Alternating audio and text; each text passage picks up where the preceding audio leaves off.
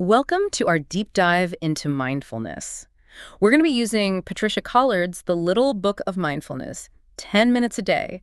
We're going to explore not just what mindfulness is, but how we can actually use it to, make our lives better. Yeah, So one of the things that struck me about this book was that it doesn't shy away from the science behind mindfulness. absolutely. It's not just some, fluffy feel-good concept. There's real research backing it up. And one of the things that I found really interesting is that it mentions there are over 10,000 research papers on mindfulness. Right, like 10,000? Yeah. It's wild. But I have to admit, when I saw that number, I thought, okay, but what did they find? Like, what kind of impact are we talking about? That's a great question, and the book actually touches on some pretty fascinating findings. For example, there's research suggesting that mindfulness practices can actually lengthen telomeres, Uh-huh. those protective caps on the ends of our chromosomes. Wait, hold on. Telomeres? I'm vaguely familiar with the term, but remind me, what's the connection to aging? So telomeres are kind of like the aglets on your shoelaces. Okay. They protect the ends of your chromosomes from fraying and falling apart. But as we age, our telomeres naturally shorten. And this is linked to all sorts of age-related issues. Okay, that makes sense. So longer telomeres good, shorter telomeres not so good. But how does mindfulness fit into all of this?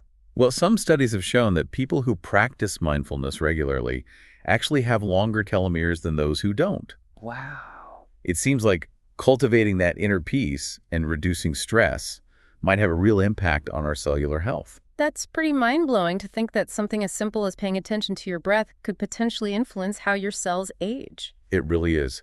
And this is just one example of the research that the book highlights.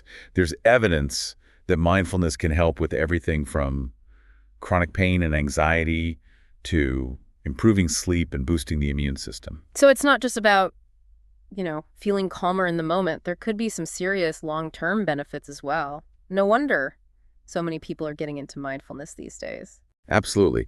And the book does a great job of weaving together the science and the practical applications. It starts with a simple yet powerful definition of mindfulness, being present in the moment, intentionally, and without judgment. The without judgment part is key, right? Because our minds are constantly chattering, judging ourselves, comparing ourselves to others. It feels like mindfulness is about quieting that inner critic and just being present with what I does. Exactly. And the book emphasizes that this is a practice, not a destination. We're not aiming for some perfect state of, Zen-like bliss. It's about noticing when our minds wander, gently guiding them back to the present moment, and cultivating a sense of curiosity and kindness towards our experience. That makes sense. It's almost like mindfulness is a muscle we can strengthen over time with practice. Speaking of practice, I'm curious what kind of practical exercises does the book offer? Because I know for me, I need something tangible, something I can actually do, not just a bunch of concepts to think about. You and me both. And that's one of the things I really appreciate about this book.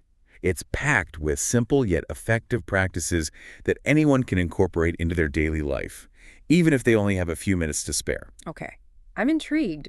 Give me an example. What's one of the practices that stood out to you? Well, there's one called Look Around You and Live Longer that I found really intriguing. It's about picking something in your environment, anything really, and just observing it with a sense of curiosity as if you were seeing it for the first time. So like instead of just glancing at my coffee cup while I'm checking email, I actually take a moment to really see it. The color, the shape, the steam rising from the surface. Exactly. And the book suggests bringing that same level of awareness to everyday activities like washing the dishes, walking the dog, even just taking a shower.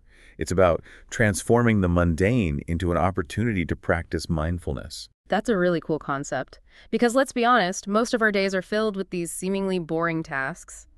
But if we can shift our perspective and approach them with mindfulness, it's almost like we're injecting little doses of peace and presence into those otherwise autopilot moments. Exactly. It's about finding those micro moments of mindfulness throughout the day, rather than feeling like you need to carve out an hour for meditation or a yoga class. I love that. It feels so much more accessible than the image I had in my head of like sitting on a mountaintop in perfect stillness. And speaking of accessible, I noticed the book also talks about incorporating mindfulness into movement. I'm curious to hear more about that. Yes. The book emphasizes the importance of mindful movement as a way to connect with our bodies and release tension. It's not about strenuous exercise, but rather about gentle stretches and movements done with awareness. So it's less about hitting the gym and more about finding ways to move our bodies in a way that feels good and brings us into the present moment. Precisely. And the book offers a variety of simple exercises, like standing starfish, where you stand with your arms and legs spread wide, feeling grounded and expansive. And roll down for serenity, which is a gentle spinal stretch that can help release tension in the back and hamstrings. Roll down for serenity. I like the sound of that. It feels like something I could do even on my busiest days just to de-stress for a few minutes. But I'm curious, are these exercises suitable for everyone? What if you have physical limitations? That's a great question, and the book actually addresses that directly. It emphasizes the importance of listening to your body and modifying the exercises as needed. For example, roll down for serenity is not recommended for people with disc issues. That's good to know. It's reassuring to see that the book takes safety into account and encourages people to practice within their own limits. So we've talked about mindful observation, mindful movement. What else caught your eye in terms of practical exercises? Well, one that really resonated with me was talk to anger and let it go. It's a 10-minute practice where you basically engage in a mental conversation with your anger, acknowledging it without reacting in your usual way. It's almost like befriending your emotions instead of fighting them. That's fascinating because so often when we're angry, we either try to suppress it or lash out. But this practice seems like it's about creating space for that anger to exist without letting it control us. Exactly. It's about recognizing that all emotions are valid, even the uncomfortable ones.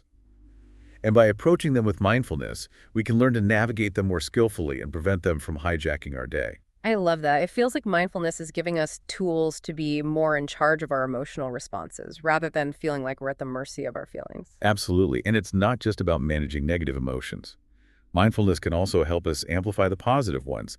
There's a whole section in the book dedicated to cultivating gratitude and appreciation for the good things in our lives.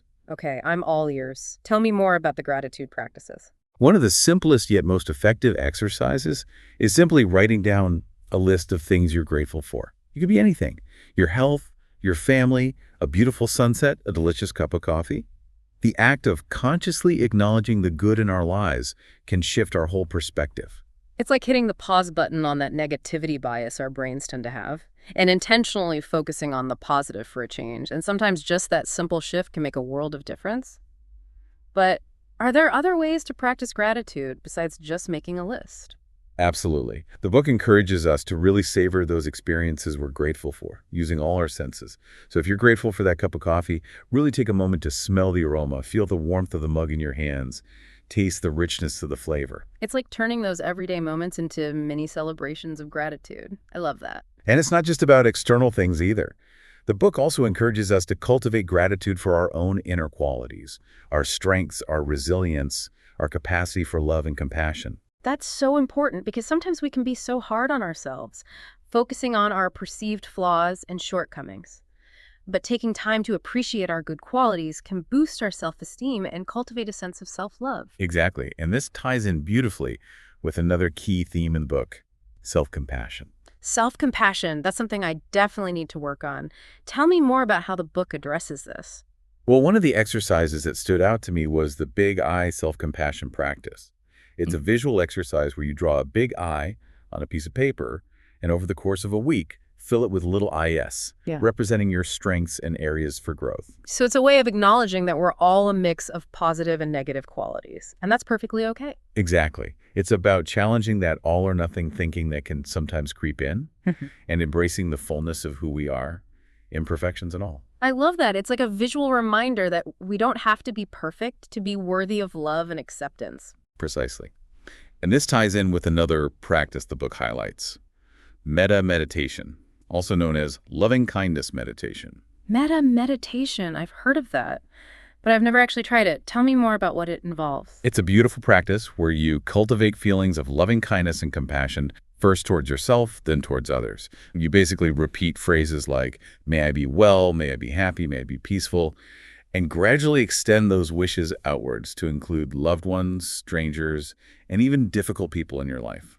It sounds like a powerful way to cultivate a sense of interconnectedness and break down those barriers we often put up between ourselves and others. Exactly. And the book emphasizes that practicing metta meditation regularly can actually change the way our brains function, making us more empathetic and compassionate. So it's not just about feeling good in the moment, it's actually rewiring our brains for kindness. That's amazing. It really is. And speaking of rewiring our brains, the book also dedicates a whole section to mindful eating, which is something I'm personally very interested in. Mindful eating, that's something I've heard about, but I've always associated it with dieting and weight loss. Is that what the book focuses on? Not at all. The book's approach to mindful eating is about rediscovering the pleasure and sensory experience of food, rather than approaching it from a place of restriction or guilt. So it's more about tuning in to our body's cues, savoring each bite, and appreciating the nourishment that food provides. Exactly. It's about bringing awareness to the act of eating, rather than just mindlessly shoveling food into our mouths while we're scrolling through our phones or watching TV. That's something I'm definitely guilty of. I've got to admit, I often eat lunch at my desk while I'm working, and I barely even taste what I'm eating. I think we've all been there. Yeah. And that's why the book encourages us to try the raisin practice. The raisin practice. What's that? It's a simple but powerful exercise where you take a single raisin and really explore it with all your senses: sight, smell, touch, taste. You notice the wrinkles on its surface, the sweetness of its aroma, the texture between your fingers, the burst of flavors you bite into it. It sounds like a way to reawaken our appreciation for food and break free from those mindless eating habits. Exactly. And the book emphasizes that this practice can be applied to any food, not just raisins. It's about bringing that same level of awareness and appreciation to every meal. I love that because let's be honest, food is meant to be enjoyed. And yet so often we approach it with stress and guilt rather than pleasure and gratitude. It's true. And the book doesn't shy away from addressing those challenging aspects of our relationship with food. It actually has a really interesting section on stress eating, which it describes as a primal response to perceived danger. Stress eating as a primal response. That's an interesting concept. I'm curious to hear more about that. Well, the book uses a vivid analogy of a gazelle. Uh-huh. You know how a gazelle wouldn't graze if a lion was nearby? Yeah. Similarly, when we're stressed, our bodies crave quick energy, not necessarily healthy food. It's about understanding the why behind our eating habits. That analogy really brings it to life. So it's not just about willpower or making better choices. It's about recognizing those deeper patterns and responding to them with compassion and understanding. Exactly. And mindful eating is all about cultivating that awareness and making choices that support our well-being, both physically and emotionally. This has been such a fascinating conversation. We've covered so much ground already, from the science behind mindfulness to practical exercises for cultivating presence, gratitude, and self-compassion. I feel like I'm already starting to see how mindfulness can be woven into so many different aspects of life. Me too. And what's so exciting is that this is just the tip of the iceberg. There's so much more to explore in the world of mindfulness. Absolutely. But for now, I think we should pause here and take a break. Sounds good to me. Okay, so we've been talking about all these fascinating mindfulness practices from the Little Book of Mindfulness, but one thing I'm really curious about is, how we actually weave this into our everyday lives. It's easy to get excited about a new concept, but then real life takes over, and those good intentions, they kind of fizzle out. Yeah, that's such a valid point. And the book actually addresses this head on. It's not about, becoming a mindfulness monk or living in a constant state of Zen. It's about finding those little pockets of awareness throughout the day, even in the midst of chaos. So it's less about adding another thing to our to-do list and more about shifting our approach to the things we're already doing. Exactly. For example, the book talks about practicing mindfulness while you're brushing your teeth. Mm-hmm. Instead of just going through the motions, you really pay attention to the sensations, the taste of the toothpaste, the feel of the bristles on your teeth, the sound of the water running. I love that. It's such a simple shift, but I can see how it would make a difference. Instead of that rushed autopilot mode, you're actually present in the moment, even if it's just for those 2 minutes. Right. And the book suggests finding these little mindfulness anchors throughout the day. Okay. It could be while you're washing the dishes, waiting in line at the grocery store, or even stuck in traffic. Instead of getting frustrated or letting your mind race, you take a few deep breaths and tune in to your senses. It's like those little moments become mini retreats throughout the day, a chance to reset and recharge. But what about those times when we're really struggling, like when we're overwhelmed with stress or dealing with difficult emotions? Does mindfulness have anything to offer in those situations? Absolutely. In fact, that's where mindfulness can be most beneficial. The book talks about a practice called the body scan, which is a great way to ground yourself and connect with your physical sensations when you're feeling overwhelmed. Okay. I've heard of body scans before, but I've never actually tried one. What does it involve? It's a guided meditation where you bring your attention to different parts of your body, starting with your toes and gradually moving up to the top of your head. You simply notice any sensations you feel: warmth, tingling, pressure, tightness, without judgment. So it's not about trying to change anything or make those sensations go away. It's just about observing them with curiosity. Exactly. And as you do the body scan, you might notice areas where you're holding tension Mhm. or where you feel pain. But instead of resisting those sensations, you simply acknowledge them and breathe into them. It sounds like a way to cultivate a sense of acceptance and compassion for our bodies, even when they're not feeling their best. That's a great way to put it. And what's fascinating is that the body scan isn't just about relaxation. It can also help us become more aware of how our emotions manifest in our bodies. What do you mean by that? Well, you know how sometimes when you're anxious, Uh-huh. you might feel a tightness in your chest or knot in your stomach. Or when you're sad, you might feel a heaviness in your shoulders. Oh, yeah. I definitely notice those patterns in myself. Exactly. And by doing the body scan regularly, we start to tune in to those subtle cues and become more aware of the mind-body connection. This awareness can be incredibly valuable in managing stress, pain, and other challenges. It's like we're developing a deeper understanding of our own internal landscape, which can help us navigate those difficult emotions more skillfully. Exactly. And speaking of difficult emotions, the book actually has a whole section on self-compassion, which is essential for navigating those tough times. Self-compassion is something I struggle with. I tend to be pretty hard on myself, especially when I make mistakes or things don't go my way. I'm curious to hear more about what the book suggests. Well, one of the core principles of self-compassion is treating yourself with the same kindness and understanding that you would offer to a good friend. It's about recognizing that we're all human, we all make mistakes, and that's okay. That makes sense, but it's easier said than done, right? Yeah. How do we actually cultivate self-compassion in those moments when we're feeling down on ourselves? The book offers several practical exercises. One that I found particularly helpful is called the self-compassion break. Okay. It's a simple 3-step process you can use anytime you're feeling stressed, overwhelmed, or critical of yourself. Okay, walk me through it. What are the 3 steps? The first step is to simply acknowledge what you're feeling. You might say to yourself, this is a moment of suffering, or this is really hard right now. So it's about naming the emotion rather than trying to push it away or pretend it's not there. Exactly. The second step is to remind yourself that you're not alone in this experience.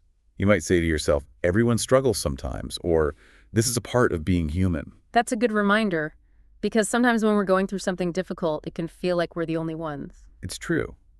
And the third step is to offer yourself some words of kindness and support. You might say to yourself, may I be kind to myself in this moment, or may I give myself the compassion I need. I love that. It's like we're giving ourselves the same comfort and understanding that we would offer to a loved one who is going through a tough time. Exactly. And the book emphasizes that practicing self-compassion regularly can actually change the way we relate to ourselves and the world around us. It can help us develop a sense of inner peace and resilience, even in the face of challenges. That's so powerful. It feels like self-compassion is the foundation for everything else, for being able to practice mindfulness, for cultivating gratitude, for navigating difficult emotions with skill. I couldn't agree more. It's like the soil from which all those other qualities can grow. Speaking of growth, one thing I noticed in the book is that it doesn't just focus on individual well-being. It also talks about mindfulness in relationships. I'm curious to hear your thoughts on that. That's a great observation, and I think it's a really important aspect of mindfulness. After all, we don't exist in isolation. Our relationships with others play a huge role in our overall well-being. So how can mindfulness help us navigate those relationships more skillfully? Well, one key principle is mindful communication, which is about being fully present and attentive during conversations. It's about really listening to the other person without judgment or interruption, and responding with kindness and understanding. That sounds simple enough, but I know for me, I often find myself getting distracted during conversations, thinking about what I'm going to say next, or even checking my phone. It's something we all struggle with. And that's why the book encourages us to practice mindful listening, which is about intentionally focusing our attention on the speaker, both verbally and non-verbally. So it's not just about hearing the words, but also paying attention to their tone of voice, their body language, and even the energy they're bringing to the conversation. Exactly. It's about being fully present with the other person, rather than just half listening while our minds are somewhere else. I can see how that would create a sense of connection and intimacy in relationships. It's like we're saying to the other person, you matter, and I'm here with you in this moment. Beautifully said. And the book emphasizes that mindful communication isn't just about listening. It's also about speaking with awareness and intention. It's about choosing our words carefully, expressing ourselves authentically, and being mindful of the impact our words have on others. It sounds like mindfulness can help us become more conscious communicators, both in terms of what we say and how we say it. Exactly. And this can make a world of difference in all of our relationships, whether it's with our partners, family members, friends, or colleagues. This is so fascinating. I feel like we've just scratched the surface of how mindfulness can transform our lives. But before we dive even deeper, I think it's time for another break. Sounds good to me. Okay, so we've covered a lot of ground in our deep dive into mindfulness, from the science behind it to practical exercises for incorporating it into our daily lives. But one thing I'm still curious about is how we can cultivate a more mindful approach to life as a whole, not just in those isolated moments of practice. Yeah, that's a great question. And it's something the book addresses beautifully. It's not just about meditating for 10 minutes a day. It's about integrating that mindful awareness into every aspect of our lives. So it's about shifting our entire way of being, rather than just adding another item to our to-do list. Exactly. And the book offers some wonderful suggestions for creating a mindful day, starting from the moment we wake up to the time we go to sleep. Okay. I'm intrigued. Tell me more about what a mindful day looks like. Well, it starts with bringing awareness to those first moments of the day. Instead of hitting the snooze button and rushing out the door, you might try waking up a few minutes earlier and taking some time for yourself. It could be as simple as sitting by the window and enjoying a cup of tea, listening to some calming music, or just taking a few deep breaths and setting an intention for the day ahead. It sounds like a way to create a sense of peace and intentionality before the day's chaos takes over. Exactly. And as you move through your day, the book encourages you to find those little pockets of mindfulness. Even in the midst of your busy schedule, it could be as simple as taking a few conscious breaths while you're waiting in line at the coffee shop, or savoring the taste of your lunch instead of mindlessly scarfing it down at your desk. It's like those little moments become reminders to pause, breathe, and reconnect with ourselves. Precisely. And as you practice this throughout the day, you might notice that you become more aware of your thoughts, feelings, and bodily sensations. You might start to notice patterns in your behavior, like when you tend to get stressed or reactive.